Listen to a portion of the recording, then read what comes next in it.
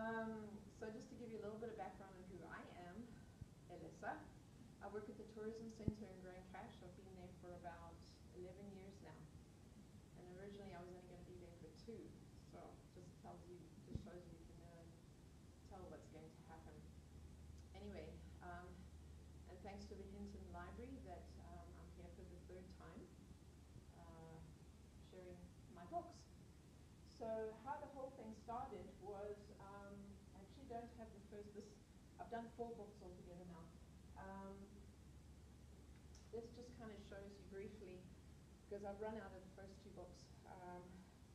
The first book was working at the Tourism Center. I get a lot of stories from people, and I would share a lot of stories. So somebody said to me once, why don't you write these stories down? So I went, oh, okay, that's kind of a fun winter project to do. So I've always enjoyed writing, and English is one of my best subjects at school. So I ended up producing this first one, publishing it, and the cover was done by my sister-in-law, Willies. I have the actual painting. It's called Ghost Walker at Grand Cache Lake.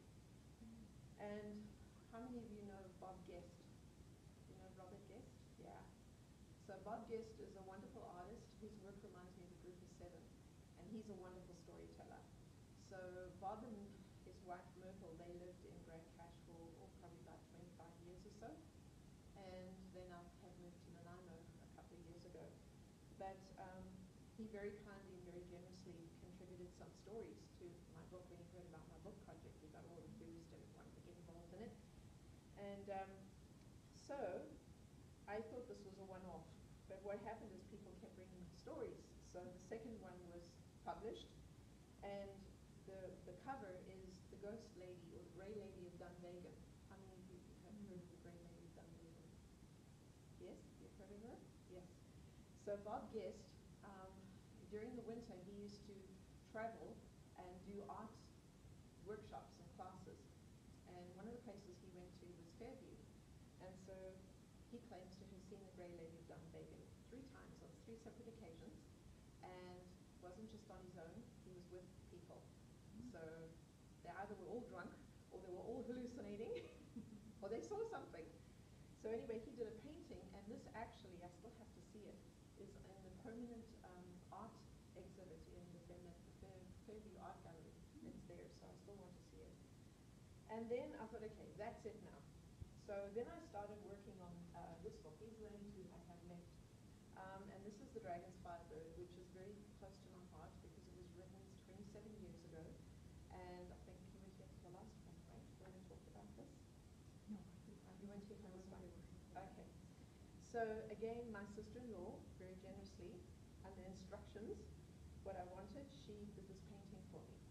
And it's based, I dedicated it to my dad because he was a keen hiker back in those days. That was his last trip in the mountains, back at home. And I come from South Africa, sorry, I'm jumping around here. But anyway, when I immigrated, we went for the last time up to the mountains with my mom. And so that's the last photograph I took of them, the 2 of them together, at a place called Giant's Castle, the Giant's Castle. And they were set in the mountains at home, the Drakensberg, which stands for Dragon Mountains. And this is a fictional story. I wrote this the year that he died. It was a cathartic exercise for me to help me handle the grief. And then that was my first sort of attempt at writing, as I say, almost 27 years ago. And at that time, there was no such thing as self-publishing. So I tried submitting it to a well-known publishing company, and they sent me a very polite rejection letter, and I said, okay, that's it. That's it. And then other people who'd read it said, no, don't give up so easily, you know, try several other places. No, I said, no, it's okay. I wrote it. That's it. It's enough. Anyway, last Christmas, I decided to pick it up and work with it again. And it was really interesting because there were parts that I remembered writing like it was yesterday, and other parts I went, I wrote that? So anyway, and it got published. So now I'm working on a sequel because people who've read this said, we want to know what happened to the characters because it has adventure in it, it has terrorists and guerrillas and all sorts of adventure and mystery and all sorts of things. Anyway, to move on, what happened by Robert Guest. He did this painting specifically for this cover for this book. And it's called Full Moon over Victor Lake. Have you been to Grand Cache before?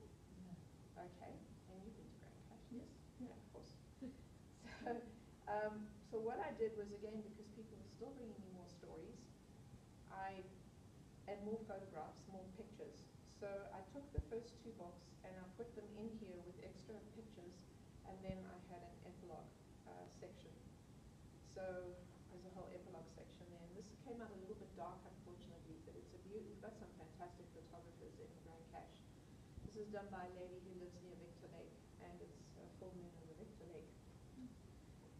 So anyway, trying to be brief there. That's basically what I've been doing. So what I thought today, I would show you a composite of all the, not all of them, but some of the highlights of the pictures of Grand Cache, and maybe tell you little stories around them. And obviously they're in the book. And so I guess we'll wing it